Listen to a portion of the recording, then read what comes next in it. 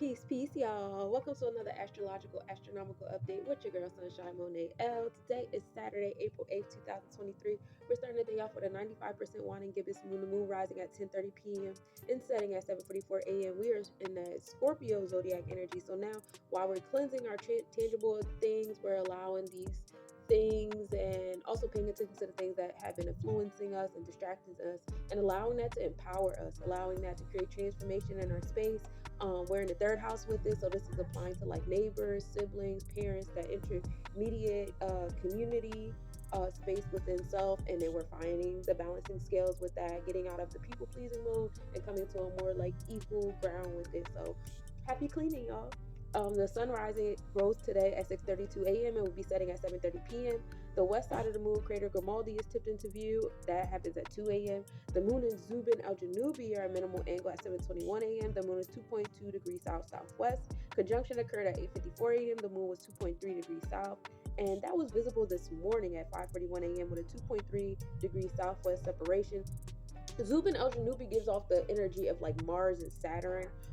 It's a part of the Libra constellation. So even though we're in the Scorpio zodiac, we're still in the Libra constellation with things. And Zubin El Janubi energy is like when you're looking at the scales, is more so like the recapturing of slaves or the recapturing of an empire. So when we take things back, it's that energy going towards taking things back again. So be mindful of your ops. Be mindful of the retaliation of governments and the Federal Reserves and things like that is on the forefront when these two energies are in alignment. Pay attention to your healers and your prophets and their downloads in those space and range of those things. Palace is the best visibility year. You know, Palace is like the overlooked genius warrior like quality that you keep overlooking on yourself. So this is a good time as you see it, feel it, breathe it in, all that fun stuff. Castor and Pollux are seen in the west southwest sky after sunset. You'll be able to draw a line towards the left and you'll be able to spot Hydra the serpent, which usually rises up in like, harvest season ish, but it's starting to rise up now.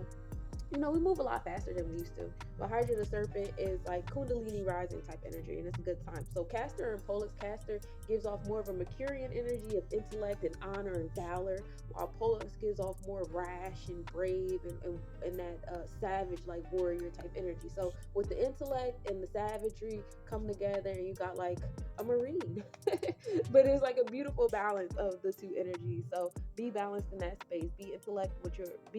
An intellectual with your warrior like spirit.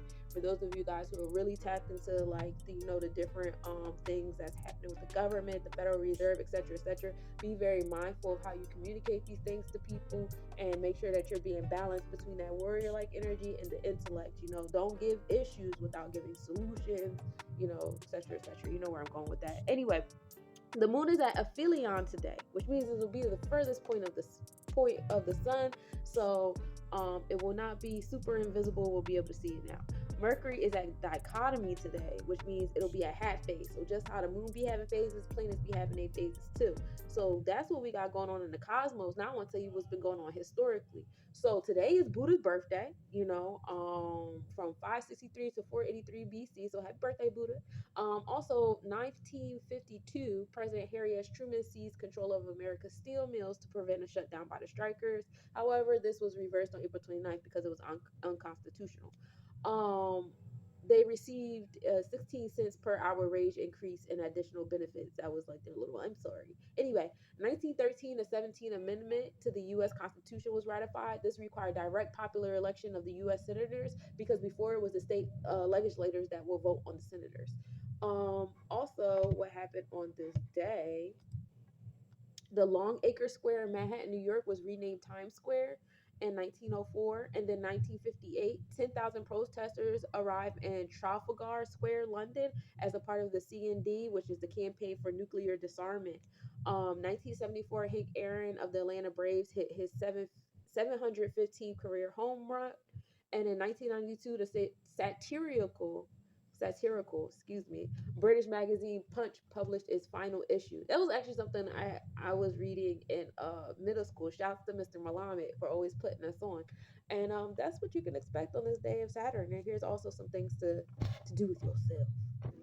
Happy Babalu A Day. Saturn not only rules over Saturday, but also rules over your root chakra, your place of existence, where you get your survival of self and your basic resources, your discipline and order and boundaries. So you may be greeted with some challenges today in your space that's going to create, some transformation in your everyday routine and create transformation in your one-on-one relationships, creating that balance and justice that you deserve.